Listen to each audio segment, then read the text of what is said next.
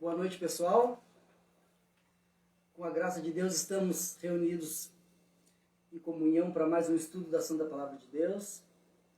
Hoje vamos estar estudando a segunda parte do Evangelho de Mateus, capítulo 27. Semana passada a gente fez a primeira parte, que foi do versículo 1 ao 31. E hoje a gente vai estar meditando do versículo 32 ao 66. Como de praxe, eu peço que se já tiver alguém conectado, que dê um ok aí, se o áudio está chegando legal, para que a gente possa dar início ao nosso estudo. E também já estamos finalizando quase Mateus, falta só mais o capítulo 28, falta mais um capítulo, Então semana que vem a gente volta para Gênesis. A gente vai estudar o capítulo 29 de Gênesis, semana que vem. E na próxima semana a gente entra no último capítulo do Evangelho de Mateus. Já são aí 1 ano e meio, desse estudo que a gente vem fazendo capítulo por capítulo. Às vezes a gente divide em dois, quando eles são um pouco extensos. Então está sendo edificante, a gente poder estar meditando e também estar em comunhão, mesmo que em distância, a gente está ligado pelo Espírito Santo de Deus, que é onipresente. Então é isso. Espero que se já tem algum ok aí. Já tem ok. Então hoje meditamos então Gênesis 27, do 32 ao 66. Então podemos já então dar início ao nosso estudo. Eu convido vocês a pegarem suas Bíblias e nesse momento também a gente poder fazer uma oração para pedir direção do Espírito Santo, nesse humilde estudo, nessa humilde explanação da Palavra de Deus. Amém? Oramos? Espírito Santo de Deus, nosso amigo, nosso conselheiro, nosso ajudador. Te agradecemos porque você é Deus presente conosco aqui na terra. Te agradecemos por esse dia que está chegando ao fim. Te agradecemos também pela semana que está terminando. Te agradecemos também pela oportunidade de estarmos estudando e meditando na Tua Santa Palavra. Então, nesse momento que você venha abrir os nossos ouvidos espirituais, os nossos olhos espirituais, para que a gente possa realmente guardar a Tua Santa Palavra, entender e, consequentemente, também dividir-nos o que a gente vem aprendendo. Pedimos também que você venha acrescentar mais pessoas na Tua obra, que pessoas também venham ser cada vez mais alcançadas pelo Evangelho de Cristo, para que a gente possa realmente estar entendendo qual é o nosso papel como cristão, de andar no caminho de Cristo e de fazer a vontade dEle. Então, nesse momento, abre os nossos corações para que a gente venha guardar realmente a Tua Palavra, para não pecar contra Ti. E também, Senhor, agradeço pela vida de cada irmão que vai estar assistindo esse estudo, vai estar entrando também ao decorrer, e também que vão estar assistindo depois a gravação. Que você venha abençoar cada pessoa que está conectada com a gente e suas famílias também. E isso a gente te pede e te agradece em nome do Teu Filho amado Jesus. Amém. Então é isso, pessoal. Como a gente estava falando, segunda parte de Mateus, a gente vai abordá-la em 4 partes, certo? Então, do versículo 32 ao 44, a gente vai falar sobre a crucificação de Jesus. Na segunda parte, a gente vai falar do 45 ao 56 sobre a morte de Jesus. Na terceira parte, que é do 57 ao 61, sobre o sepultamento. E a quarta e última parte do capítulo 27, que é do versículo 62 ao 66, vamos falar sobre a guarda do túmulo, Então, só para recapitular, semana passada a gente abordou 4 temas também, certo? Que foram quando Jesus foi entregue a Pilatos, né? Depois o remorso e a morte de Judas, o julgamento de Jesus diante de Pilatos, e a última parte foi quando condenaram Jesus à morte, certo? Só para a gente mais ou menos entender qual foi os passos anteriores, né? Então agora a crucificação de Jesus, então do versículo 32 ao 44. Eu convido vocês a pegar as suas espadas aí e que a gente possa estar meditando na palavra de Deus, pedir que o Espírito Santo nos dê entendimento, né? Para que a gente possa estar realmente acrescentando a palavra na nossa vida e que ela venha mudar realmente a nossa vida, o nosso cotidiano, né? Que a gente possa acrescentar a palavra, né? Não ficar só se alimentando e não dividir também, que a gente possa entender e dividir também com os nossos irmãos. Amém? Então vamos lá. Do 32 ao 44. A crucificação de Jesus. Que nos fala assim. No caminho, encontraram um homem... Isso mesmo. No caminho, encontraram um homem chamado Simão, de Cirene, e os soldados o obrigaram a carregar a cruz. Então saíram para um lugar chamado Gólgota, que quer dizer lugar da caveira. Os soldados lhe deram para beber vinho misturado com fel, mas quando Jesus o provou, recusou-se a beber. Depois de pregá-lo na cruz, os soldados tiraram sorte para dividir suas roupas. Então, sentaram-se em redor e montaram guarda. Acima de sua cabeça estava presa uma tabuleta com a acusação feita contra ele. Este é Jesus, o Rei dos Judeus. 2 criminosos foram crucificados com ele, um à sua direita e o outro à sua esquerda.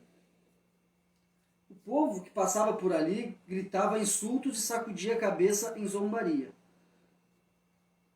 Você que disse que destruiria o templo e reconstruiria em 3 dias, pois bem, se é o Filho de Deus, salve a si mesmo e desça da cruz. Os principais sacerdotes e os mestres da lei e os líderes do povo também zombavam de Jesus. Salvou os outros, mas não pôde salvar a si mesmo. Diziam: quer dizer que ele é o rei de Israel? Que desça da cruz agora mesmo e creremos nele. Ele confiou em Deus, então que Deus o salve agora, se quiser. Pois ele disse: eu sou o Filho de Deus. Até os criminosos que tinham sido crucificados com ele o insultavam da mesma forma. Então agora a gente vai fazer aqui uma abordagemzinha aqui. Então, sobre a crucificação, né? O que nos fala um pouco sobre a crucificação? Que a crucificação, na realidade, ela causava uma morte lenta, né? E agonizante, né? E naquela época ela era a pior punição, né? E essa crucificação ela era reservada para escravos e estrangeiros, né? E sendo extremamente dolorosa e cheia de vergonha emocional, né?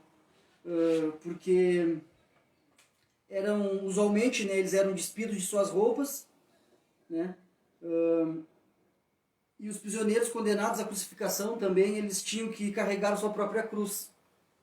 E em certo momento, Jesus estava incapacitado, né, de levar a cruz, como a própria palavra aqui nos diz. Também por estar enfraquecido, né, dos açoites também e por perder muito sangue, né? Aí mostra aqui, fala que ele foi ajudado por Simão, né, o Cirineu, né? Então esse é o primeiro passo que a gente vê. Depois ali quando fala sobre o vinho com fel, né? Então essa mistura ela também servia como um sedativo, né? E o fel também era considerado como um narcótico, né? Alguma coisa assim que dava uma entorpecida, assim, alguma coisa mais forte, né? Tipo uma bebida forte. mas a gente vê que Jesus preferiu, na realidade, sofrer totalmente consciente, né? Por os nossos pecados, né? Ele sofreu por nós. Ele não merecia e foi ele que sofreu, carregou todos os nossos pecados e sofreu por nós. E também, porém, a oferta de vinho, né? Com o fel, a gente vê também que, na realidade, ela não foi uma oferta feita por compaixão, assim, né? Para ficar com compaixão, vamos dar... Mas um tormento adicional. E, em particular, nessa segunda parte aqui de Mateus, a gente vai ver muitas passagens, principalmente de Salmos, né? Isaías, mas muitos Salmos. A gente sabe que propriamente, né, o livro de Salmos aponta muito, já falava, né, sobre o Cristo. A gente sabe que toda a palavra, né, todo o Antigo quanto o Novo Testamento, eles apontam para Cristo e nos revelam, né, Jesus. Então, nessa parte falando sobre o vinho com fel, a gente sabe que está lá em Salmos, se você tem uma caneta aí, quiser depois meditar também, certo? Salmo 69, versículo 21, né, falando desse tormento, esse tormento adicional. E depois, mais à frente, a gente vai ver também falando sobre esse mesmo contexto. Então, Salmo 69, 21, mais ou menos fala assim, ó: deram-me fel por mantimento, e na minha sede me deram de beber vinagre. Então aqui a gente vê falando sobre o fel, né? Isso lá em Salmos 69, 21. Então a gente vê, como a gente sabe, a palavra se cumpre, né? O Antigo Testamento se cumpre no Novo. E principalmente aqui a gente vai ver várias referências de Salmos se cumprindo com uma extrema fidelidade, né? Então alguns a gente vai ler, alguns a gente vai deixar para que você também anote aí, para que ao longo da semana também você venha meditar. E mais uma vez eu aproveito para fazer um convite que o ano passado a gente fez um estudo anual de ler um capítulo por dia durante 5 dias da semana, certo? E aí a gente leu todo o Novo Testamento. E agora nesse ano que iniciou, a gente está fazendo um estudo sobre os Salmos. Então a gente faz uma abordagem de um salmo e um devocional, um pequeno estudo, né, uma contextualização, falando um pouco daquele salmo. Então, se você estiver interessado também em participar desse nosso grupo, você deixa aí um ok nos comentários, a gente pode entrar em contato depois e passa o link, ou a gente bota também o link nos comentários, se você quiser, só clica aí e pode participar com a gente, amém? Vamos usar também as redes sociais para a gente poder, né, estar se fortalecendo. Depois também a parte que fala sobre repartiram entre si as minhas vestes, né, a hora que os soldados tiram, né, as vestes de Jesus e repartem ali, rasgam e repartem com sorte, né.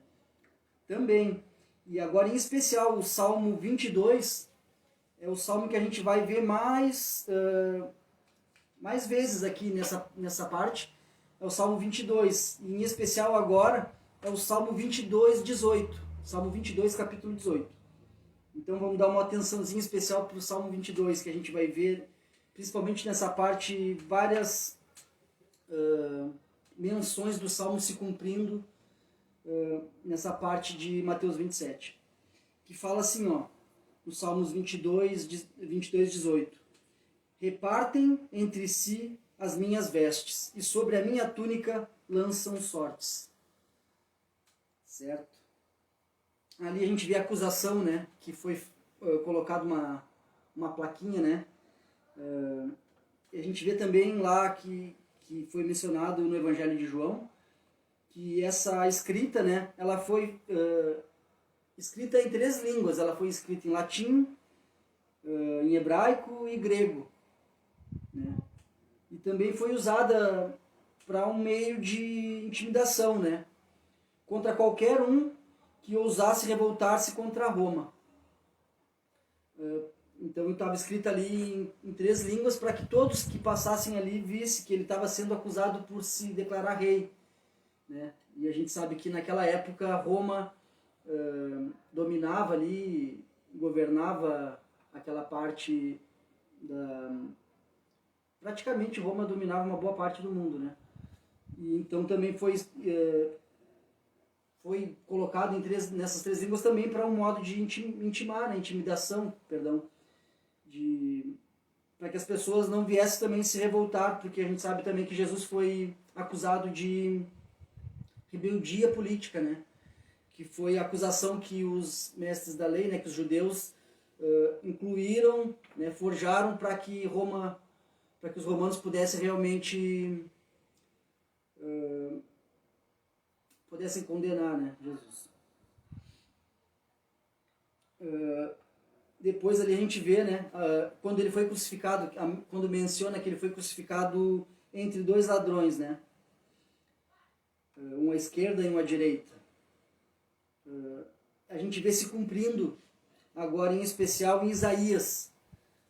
No livro de Isaías, capítulo 53, versículo 12. Isaías.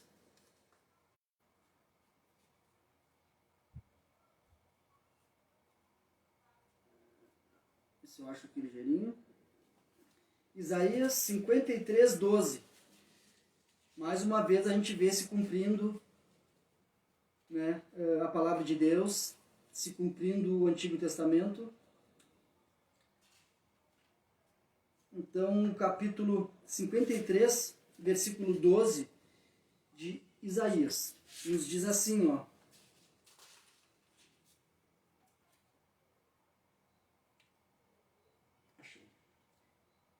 Eu lhe darei as honras de um soldado vitorioso, pois ele se expôs à morte. Foi contado entre rebeldes, levou entre si a culpa de muitos e intercedeu pelos pecadores. Lindo, né? A gente sabe também que Isaías foi o profeta messiânico, né? Foi o profeta que mais falou sobre Jesus e sobre o Espírito Santo. Então também a gente vê o livro de Isaías com muitas menções sobre o Cristo, né? E também lá no Evangelho de Lucas, depois, se você quiser ler lá no capítulo 23, do 39 ao 43, quando fala ali sobre os ladrões, né? A gente vê que mais tarde, um desses bandidos ali, ladrões que estavam sendo crucificados junto a Jesus, se arrependeu na última hora, se arrependeu, e Jesus prometeu que o pecador arrependido também estaria com ele no paraíso. Aqui no Evangelho de Mateus não é mencionado, mas no Evangelho de Lucas, capítulo 23, do 39 ao 43, a gente vê que um desses que estava, um à direita e um à esquerda, né, um desses se arrependeu, e Jesus prometeu que ele se arrependendo realmente, Jesus conhecia o coração dele, sabia que ele estava se arrependendo de coração, né, prometeu que ele também estaria com Jesus no paraíso.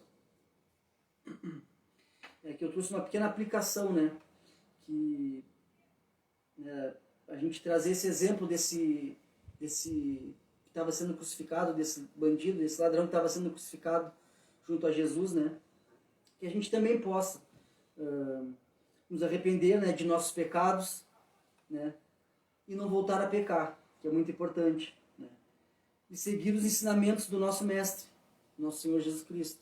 Então é importante a gente se arrepender realmente dos nossos maus caminhos, né? A gente sabe que é o Espírito Santo que nos convence. Então que a gente possa realmente estar se arrependendo, não voltar também aos pecados, aos erros, né? Para que a gente possa estar realmente seguindo, e quando Jesus voltar ou a gente ir também, a gente tenha essa bênção, né? De poder estar junto dele, desfrutar das coisas do céu. E a gente sabe que aqui é uma passagem muito rápida, né?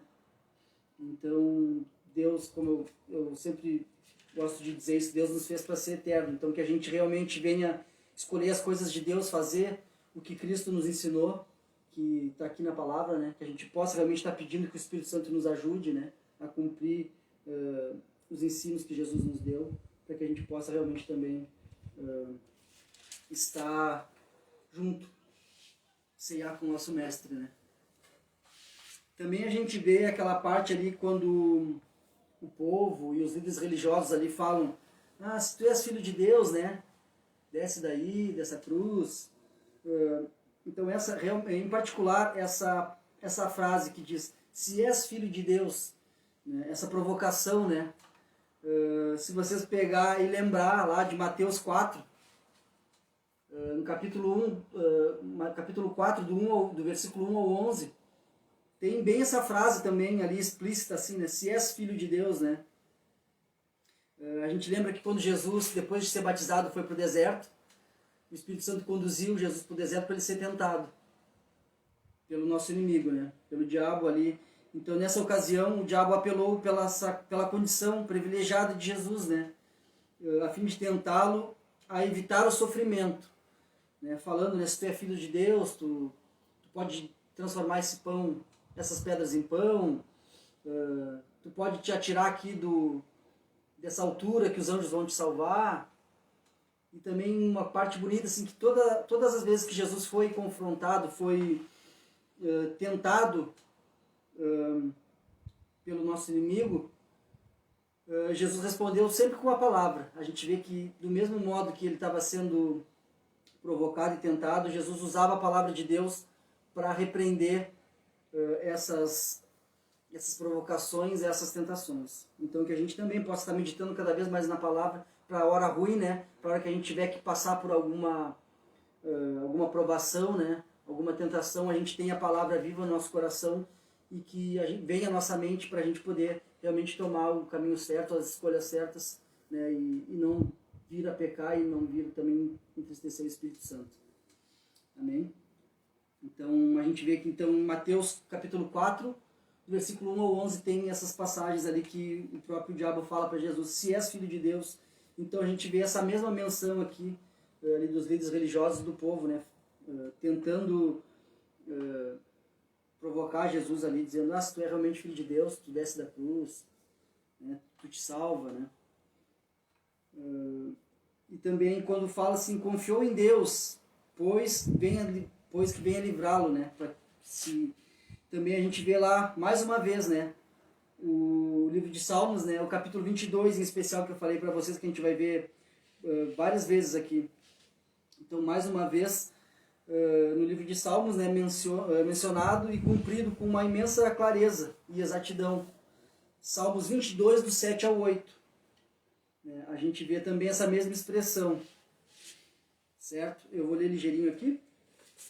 Salmos 22, do versículo 7 ao 8. Salmos 22. Aqui. Então, se você puder, anota aí o Salmo 22 e quando tiver, assim, enfim, dá uma meditada nesse salmo aí que com certeza você vai se relembrar de várias partes do que a gente está estudando agora. Salmo 22, do 7 ao 8, que nos diz assim: os que me veem zombam de mim, riem com maldade e balançam a cabeça. Esse é o que confia no Senhor? Que o livre, que o liberte, se dele se agrada. Então a gente vê também essa mesma menção ali que o povo e os líderes religiosos estavam fazendo para Jesus, tentando ele, né, para que ele viesse evitar também o sofrimento. Então, Salmo 22. Agora a segunda parte, a gente vai ver do 45 ao 56, falando sobre a morte de Jesus. Então, vamos lá, do 45 ao 56.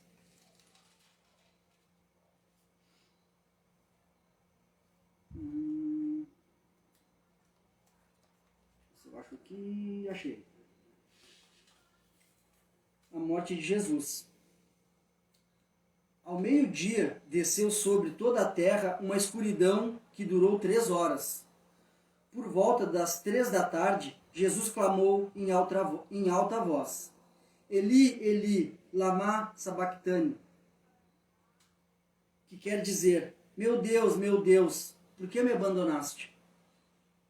Alguns dos que estavam ali, dos que pensavam que ele chamava o profeta Elias. Um deles correu, ensopou uma esponja com vinagre e ergueu num caniço para que ele bebesse. Os outros, porém, disseram: esperem, vamos ver se Elias vem salvá-lo. Então Jesus clamou em alta voz novamente e entregou seu espírito.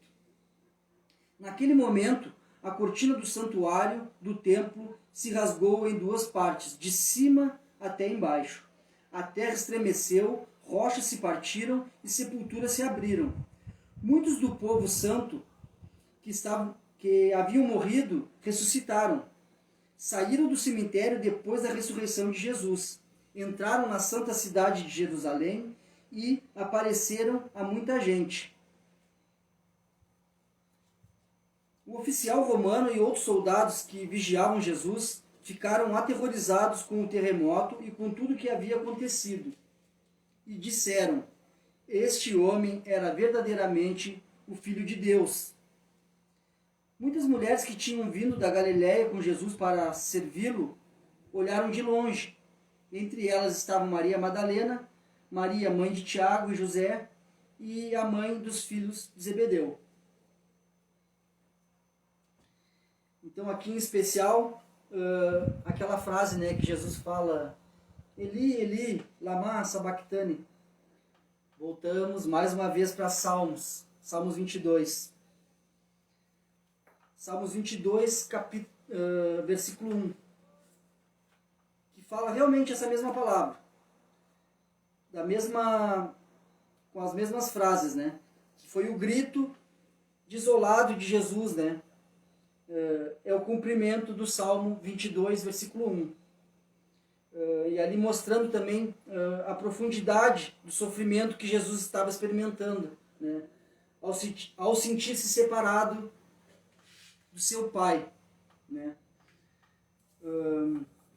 Uma grande angústia, na realidade, né?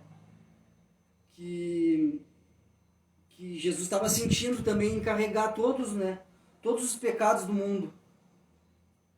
Então a gente vê essa agonia, esse sofrimento profundo por estar sendo separado de Deus, porque ele estava nesse momento estava levando com ele todos os pecados nossos, todos os nossos pecados, todas as nossas transgressões.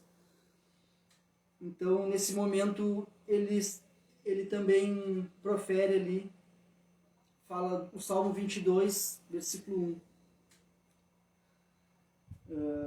A gente sabe ele, com certeza ele sofrendo açoites, sendo perfurado seus pulsos ali.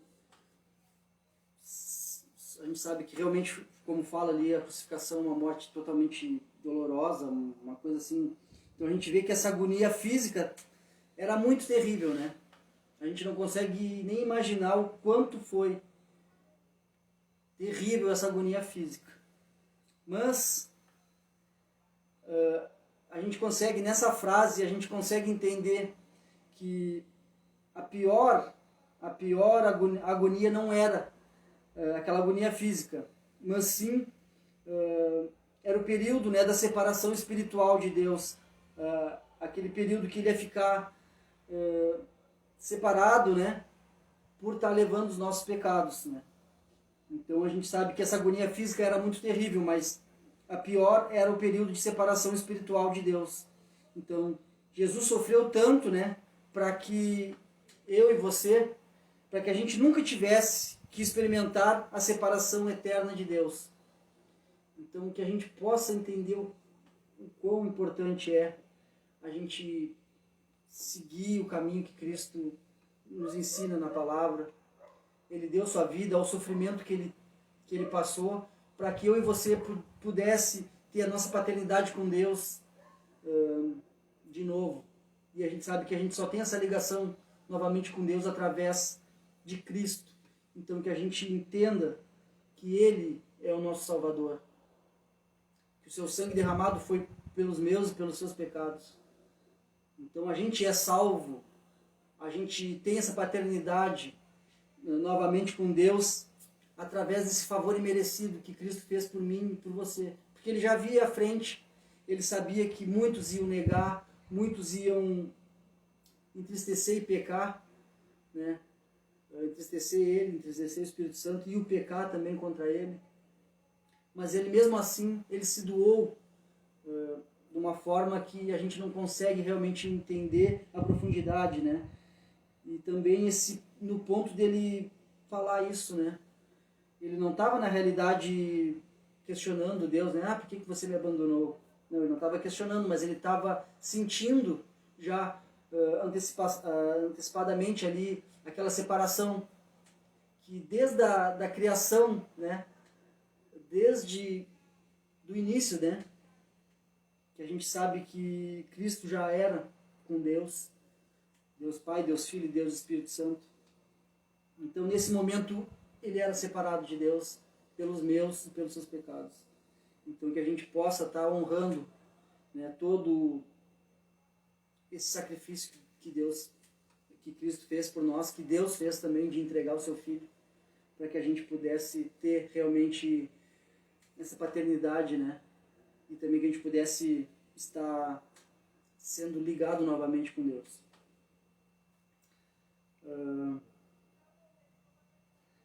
Ali a hora que fala sobre o véu, né? O véu do santuário sendo rasgado de cima a baixo, né? Então a gente vê que o véu que separava o lugar santíssimo do resto do santuário, né? Então ele simbolizava a natureza inacessível de Deus. Então no templo tinha aquela cortina que separava o restante do templo daquela parte que simbolizava aquela natureza inacessível de Deus, que era a parte do Santíssimo, né? Lugar Santíssimo. Então, nesse momento, esse véu, quando Jesus cumpre, né, com o seu papel ali, esse véu é rasgado de cima a baixo. E a gente tem essa menção lá em Hebreus, livro de Hebreus, capítulo 9, versículo 8. Se você puder, anota aí depois também para você dar uma meditada sobre essa parte. Acho que vale a pena, né? Vamos dar uma lidinha rapidinho aqui. Hebreus, livro de Hebreus, capítulo 9, versículo 8. Aí, já achamos, glória a Deus. Que fala assim: com essas regras, o Espírito Santo mostra que o caminho para o lugar santíssimo não havia sido aberto enquanto o primeiro tabernáculo continuava em uso.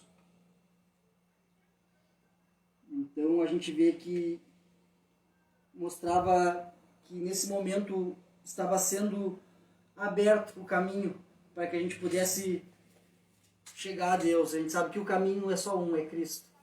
O caminho para nos levar a Deus. E aí com essa separação do véu, a gente tinha essa honra de poder nos achegar a Deus através de Jesus, que é o caminho. Agora, então, todos poderiam aproximar-se de Deus, por meio do sacrifício que Cristo fez ao levar sobre si os nossos pecados. Aqui, e logo depois disso, né, ele morreu e então o véu se rasgou. E também essa morte, né, quando a gente vê ao decorrer dessa parte, a morte de Jesus foi acompanhada ao menos por 4 acontecimentos milagrosos, né, acontecimentos que realmente marcaram, né, aquele momento em especial. Então a gente vê que a palavra nos menciona sobre trevas, que teve uma escuridão, e a gente vê também que teve a ruptura da cortina do templo, teve terremotos e também teve ressurreição de mortos. Depois da ressurreição de Cristo, muitos viram mortos, santos, né, pessoas que realmente tinham se dedicado também uma vida para Deus, tinham uma integridade com Deus. Foram ressuscitadas e muitos viram na cidade de Israel essas pessoas que eram pessoas que já haviam morrido, também tinham se ressuscitado, né? Então, portanto, a morte de Jesus não podia ter passado desapercebida, né? Então, todos sabiam que algo muito significativo havia acontecido. Então, até o mais descrente, né, aquele que não cria que Jesus era realmente o Filho de Deus, por mais descrente que aquela pessoa fosse, ela não podia negar que aquele momento foi um momento ímpar. Né? Para nós, a gente entende que essa morte, esse sacrifício é o que nos ligou novamente com Deus, mas mesmo aquele que não cria nisso, principalmente ali os gentios, os romanos, né, que não tinham essa ligação propriamente com Deus, muitos deles, né? Então não poderiam, até a gente vê a menção ali que ali os soldados, né, os soldados romanos falaram, não, esse realmente era o Filho de Deus. A gente vê muitos dos líderes religiosos que estudavam a palavra, que foi realmente quem condenou e matou Jesus, né, foi os judeus, né? Eles negaram, mas nesse momento até os gentios ali foram viram que todos esses acontecimentos foi algo muito significativo que tinha acontecido. Então eles falaram, não, esse realmente era o Filho de Deus. Né? Ali são os soldados romanos, muitos que não tinham conhecimento da palavra, que não eram pessoas que tinham um relacionamento com Deus, realmente se dobraram ali e disseram, não, esse realmente era o Filho de Deus. Para nós, né, a gente vê na realidade o plano divino, né? O plano divino de Deus Pai, Deus Filho e Deus Espírito Santo, né? Esse plano de nos ligar novamente a Deus, estava consumado nesse momento, né? E pelo meio do sacrifício perfeito de Jesus, não só os judeus, mas todas as nações da terra também poderiam ser abençoadas a partir daquele momento. Então a gente volta lá para Gênesis, né, quando Deus falou para Abraão que todas as famílias da terra seriam abençoadas. Né? Foi nesse momento, a partir desse momento que Cristo cumpre esse plano divino, né, de nos ligar novamente a Deus. A gente também recebe essas bênçãos, né, essas bênçãos espirituais, não é falando em bênçãos materiais, claro, se for da vontade de Deus que a gente prospere materialmente, com o nosso suor, amém.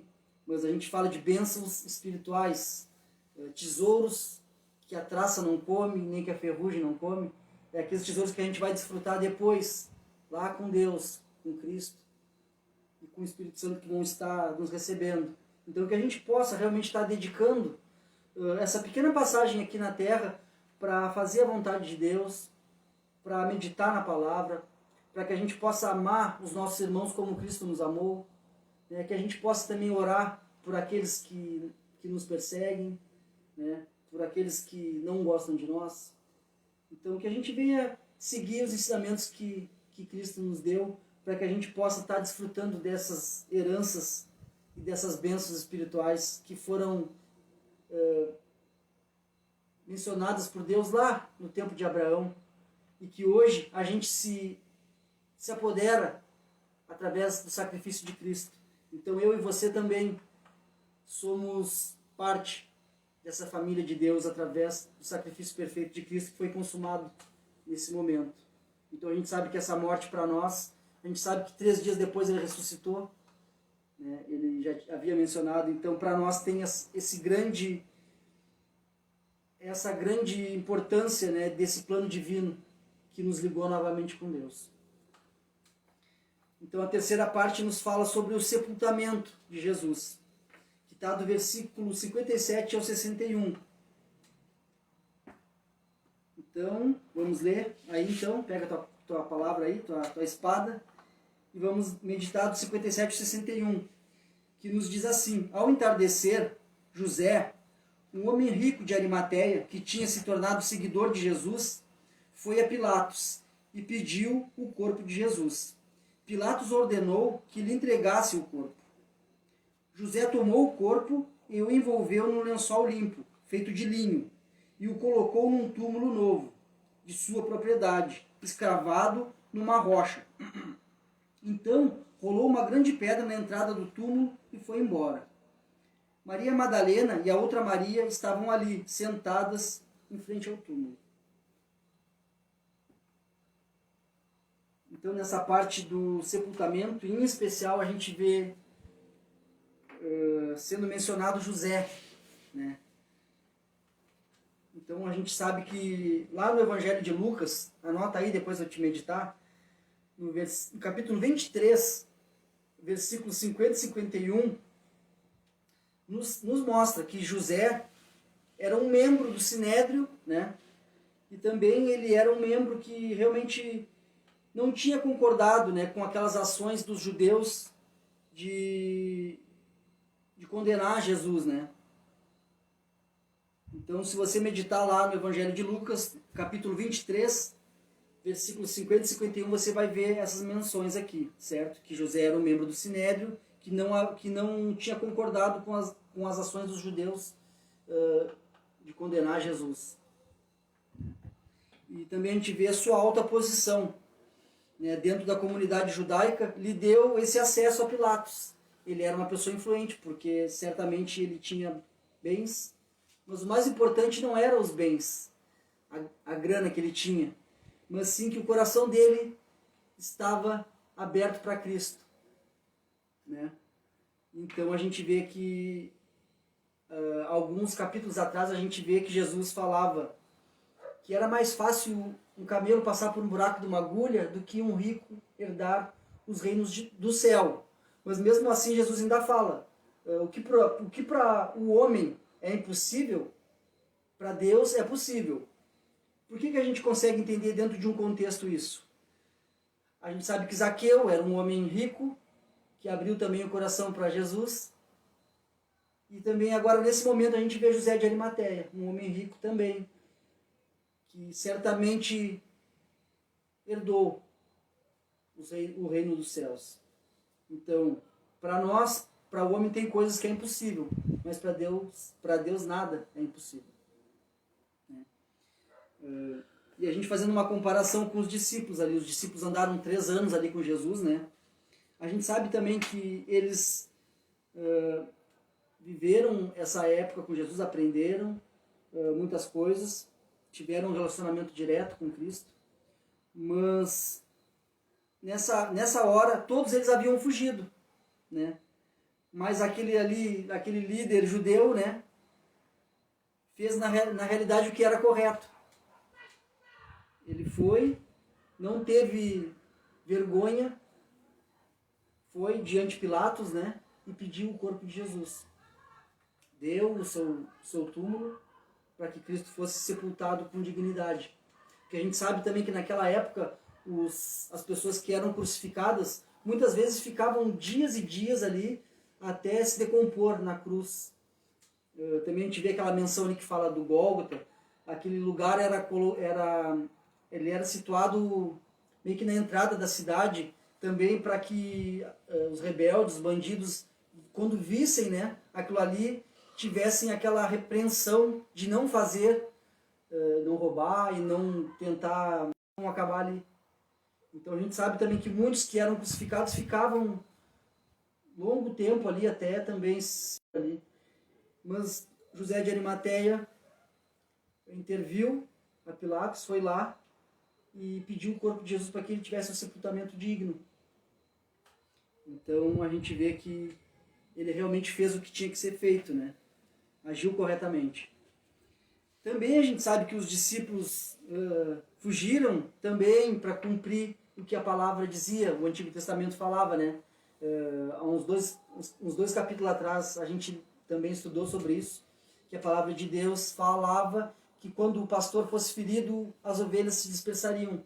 Jesus falou isso para os seus discípulos, vai acontecer isso comigo e vocês todos vão fugir. Aí a gente vê até Pedro e os discípulos dizendo, não, Senhor, mesmo que eu tenha que morrer, eu vou estar junto contigo.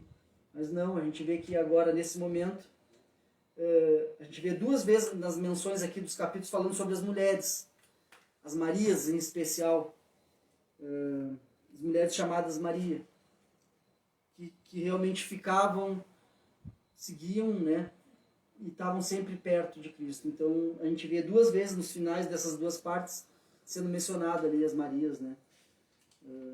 E Claro que se a gente for falar um pouco mais sobre as Marias, nos daria um estudo só sobre essas passagens aqui, que a gente teria que ter mais tempo para falar. Mas a gente vê aqui mencionado as Marias, né? E em especial José de Arimateia. E mais uma vez, também o profeta Isaías já havia predito essa utilização do túmulo de um rico, se cumprindo novamente, né, a palavra de Deus. Isaías 53, novamente, né?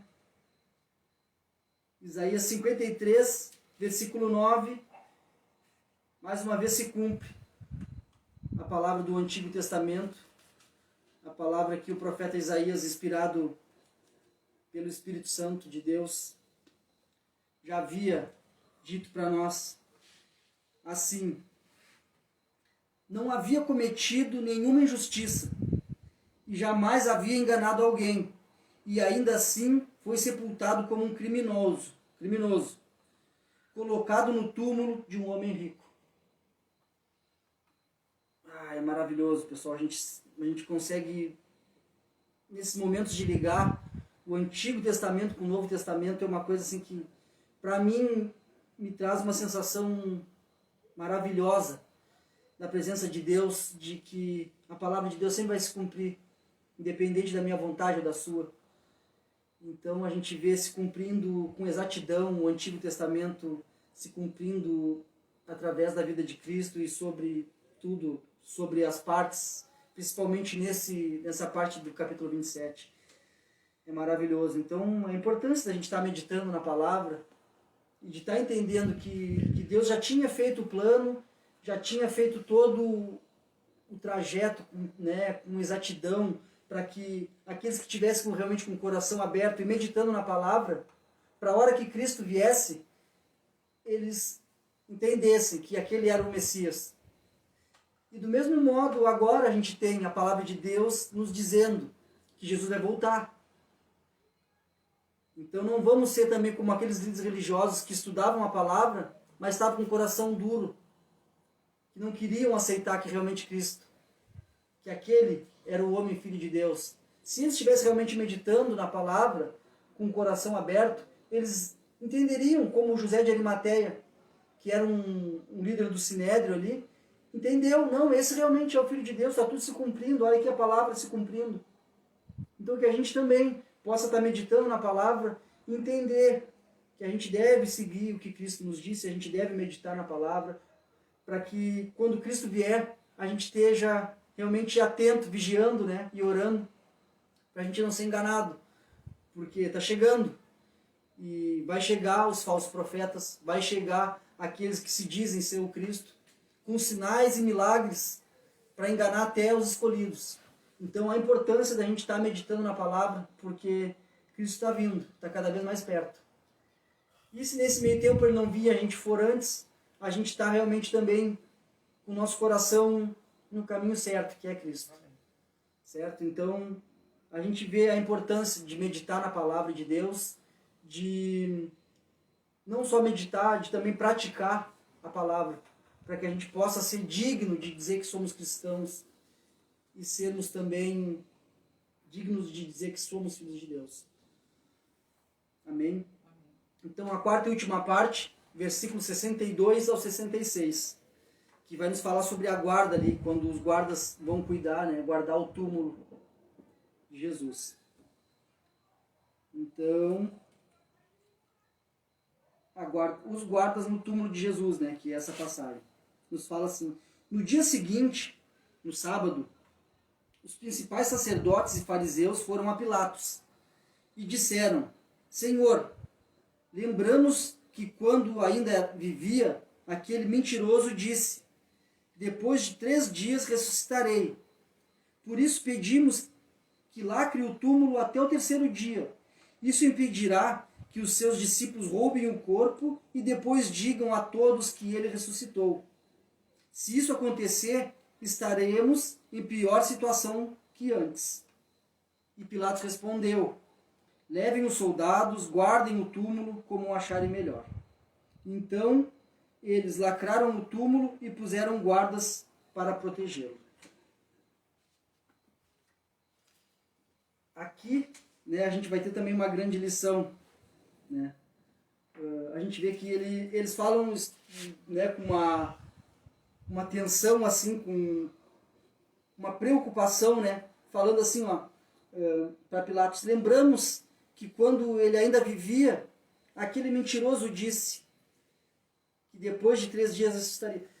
Então eles, principalmente com aqueles acontecimentos que na hora da morte de Jesus veio acontecer ali, todos aqueles eventos ali que a gente citou agora, certamente eles, mesmo estando com o coração endurecido, eles temeram. Então, se realmente eles achassem que Jesus fosse mentiroso, eles não iam se preocupar.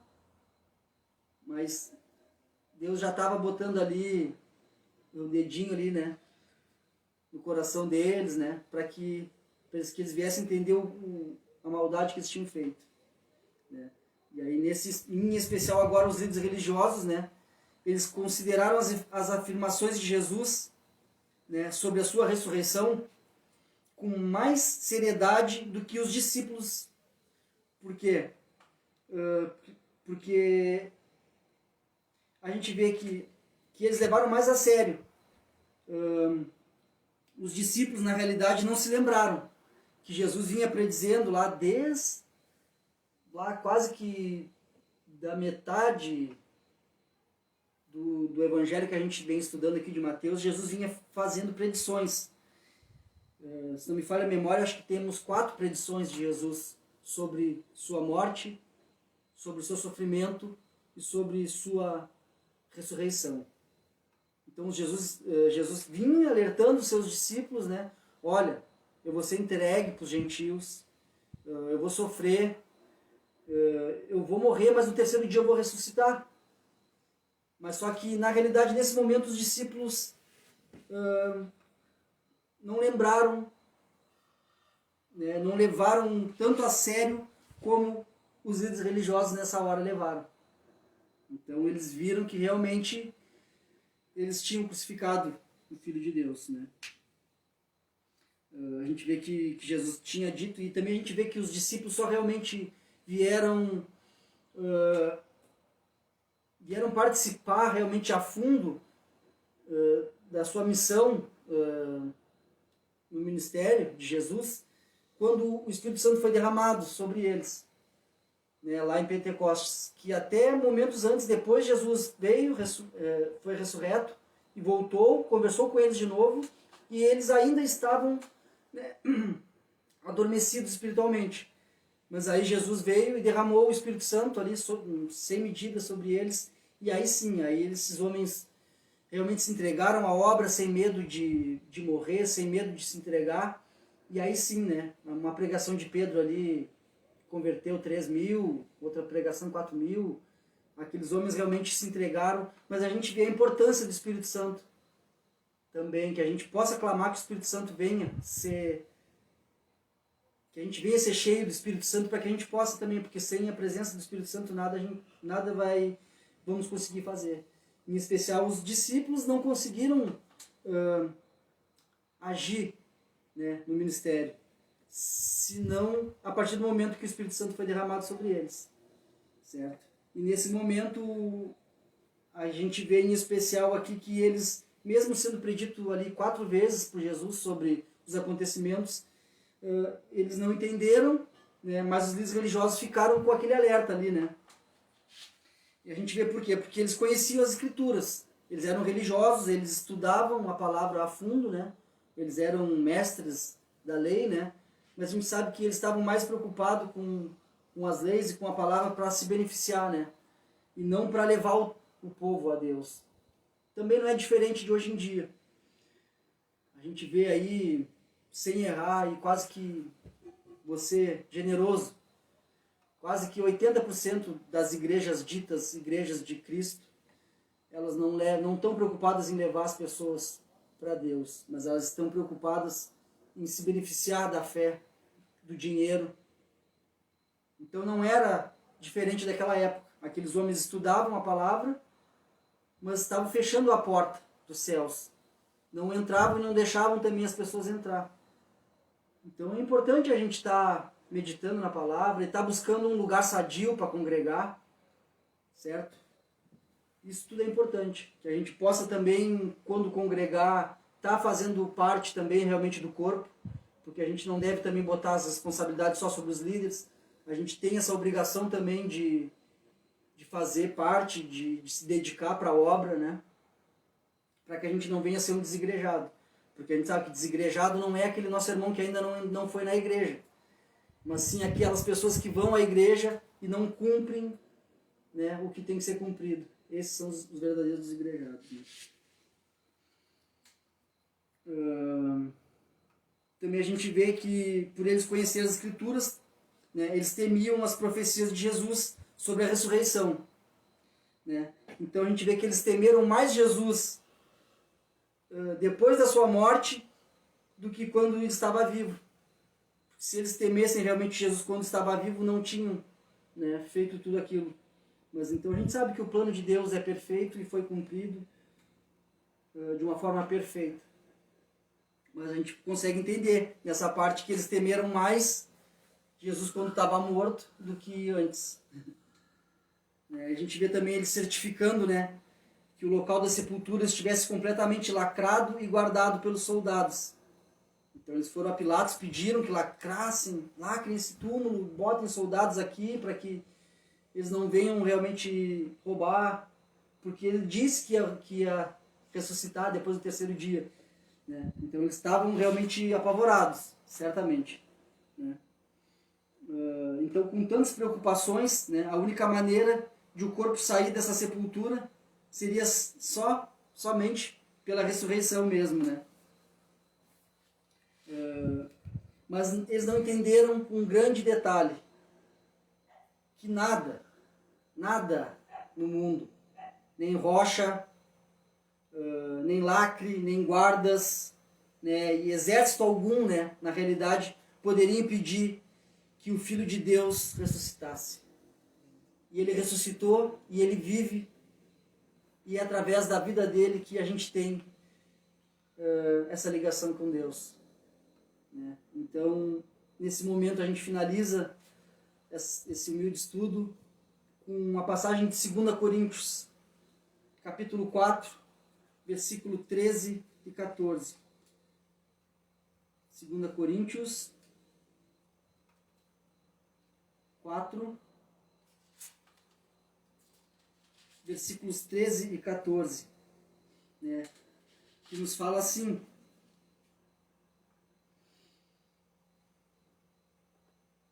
continuamos a pregar, porque temos o mesmo tipo de fé mencionada nas Escrituras. Preste atenção, é a maravilha dessa passagem. Continuamos a pregar, porque temos o mesmo tipo de fé mencionada nas Escrituras. Crie em Deus. Por isso falei, sabemos que Deus, que ressuscitou o Senhor Jesus, também nos ressuscitará com Jesus e nos apresentará a Ele junto com vocês. Então que a gente possa estar pregando, falando de Jesus também, que a gente tenha essa fé que as Escrituras nos mostra e nos instrui a ter. A gente sabe que a nossa fé só vai aumentar ao ler, ouvir e ouvir a palavra de Deus. Então que a gente possa estar meditando para que a nossa fé venha a ser aumentada. Que a gente possa crer cada vez mais que Deus, que ressuscitou o Cristo, também vai nos ressuscitar. Né? Que Jesus não venha antes, que a gente possa também estar sendo ressuscitado se a gente for antes de Jesus voltar. Mas eu creio, pessoal, que a vinda de Cristo está muito próxima e que a nossa geração pode realmente presenciar esse evento que esses homens, desde que andavam com Cristo lá, estavam esperando, essa volta dele, né? Que a gente possa estar realmente gastando a nossa vida com as coisas de Deus, para que a gente possa receber esses tesouros de Deus, receber essa bênção de Deus, que é as heranças espirituais. Que a gente possa estar, mesmo que Jesus nos chame antes, a gente vai ser ressuscitado também. O mesmo Deus que ressuscitou Jesus vai te ressuscitar. Amém? E que a gente possa estar, então, cada vez mais estudando a palavra, praticando e também pregando, falando da palavra de Deus, falando que só vamos ter salvação através do sacrifício perfeito de Cristo, que se a gente não se arrepender dos nossos pecados, a gente vai para o inferno. A gente tem que alertar as pessoas sobre isso. Deus é amor, é misericórdia, mas Deus também é justiça. Então a gente tem que falar também sobre isso. Amém? Então que a gente possa então estar cada vez mais buscando meditar na palavra, guardar no nosso coração. Eu espero que esse humilde estudo tenha sido de alguma forma edificante na tua vida.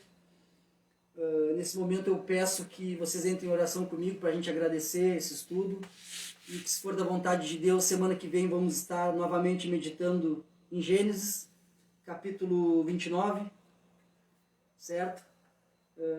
Então oramos aqui para agradecer esse humilde estudo da Sagrada Palavra de Deus.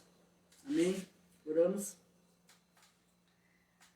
Senhor Deus Pai de nosso Senhor Jesus Cristo, através do Teu Santo Espírito que está aqui conosco, nós te agradecemos, Senhor, pela oportunidade de estudar a Tua Palavra. Te agradecemos, Senhor, por você ter enviado o Seu Filho para nos dar novamente vida e vida com abundância. Senhor, muito obrigado, porque também você enviou o Seu Espírito Santo para nos ajudar nessa caminhada com Cristo. Senhor, muito obrigado, porque temos pessoas também que nos ajudam a seguir, a nos fortificar. Obrigado, Senhor, por todas as pessoas que você tem botado no meu caminho. Senhor, muito obrigado pela Tua Santa Palavra, que hoje em dia aqui no nosso país a gente tem essa liberdade de meditar na Tua Santa Palavra. Muito obrigado, Senhor, por tudo, por esse sacrifício. Obrigado, Senhor Jesus, porque nesse momento desse estudo a gente vê que o Teu sacrifício por nós foi grande. Então a gente te agradece de todo o nosso coração, de nosso espírito, de toda a nossa alma, de toda a nossa força. Muito obrigado, Senhor Jesus, porque através do Teu sacrifício nós tivemos essa filiação novamente. Tivemos de novo todas as bênçãos e heranças de Deus restituídas por nós. A gente sabe que a gente busca as bênçãos espirituais, as heranças espirituais de Deus, que através do sacrifício perfeito de Cristo, a gente tem novamente essa paternidade assumida. Então a gente te agradece, te agradecemos, Senhor. Muito obrigado. Que nesse momento, Senhor, você venha acrescentar no coração dessas pessoas que estão meditando com a gente, porção dobrada do Teu Espírito Santo, para que essas pessoas também venham meditar na palavra, que essas pessoas também possam estar pregando o Evangelho. Senhor, acrescenta pessoas na Tua obra, venha trazer mais ceifeiros, porque a gente sabe que a seara é grande e a colheita está se estragando no pé. Em outras palavras, pessoas estão morrendo sem a mínima explanação do Teu Evangelho. Senhor, nos usa, mesmo a gente sendo falho, mesmo a gente sendo pecador, nos envia Teu Espírito Santo cada vez mais para que a gente possa estar meditando, entendendo e também fazendo parte da Tua obra, que a gente possa ser um ceifeiro também na Tua seara. Senhor, muito obrigado. Obrigado pelo Teu Espírito Santo. Obrigado, Senhor, pelas pessoas que também estão aprendendo e acrescentando com a gente nesse humilde estudo. Que você venha também preparar cada vez mais os nossos corações para que a gente possa estar recebendo essa palavra. Senhor, muito obrigado. Que você possa estar cada vez mais acrescentando o Espírito Santo em nossas vidas. Muito obrigado e que a gente possa ter cada vez mais comunhão, que a gente possa estar cada vez mais meditando na Tua palavra, que a gente possa ser realmente um membro ativo no corpo de Cristo. Muito obrigado, Senhor. Amém. Então, muito obrigado também pela tua participação. Se você sentir no seu coração vontade também de compartilhar esse humilde estudo, não é pelo Fábio, porque aqui não tem nada do Fábio, é só da palavra. Então, mesmo que você não compartilhe o estudo, mas que você compartilhe as palavras que hoje foram meditadas. Amém? Compartilha, não o vídeo, só o vídeo, entende? O que eu peço aqui nesse momento nem é que você compartilhe o vídeo, mas que você venha compartilhar um pouco desse ensinamento que hoje a gente teve aqui, que você possa também compartilhar com o teu vizinho, com o teu colega de serviço, com as pessoas do teu redor, da tua casa. Amém? Para que também essas pessoas venham experimentar o bom e agradável que é seguir a Cristo. E essa esperança de estar também junto a Cristo quando Ele voltar, ou se a gente for, né, de encontro a Ele. Amém? Então, um abençoado final de semana. E semana que vem, se for da vontade de Deus, voltamos a meditar em Gênesis 29. Amém? Bom final de semana. Deus abençoe.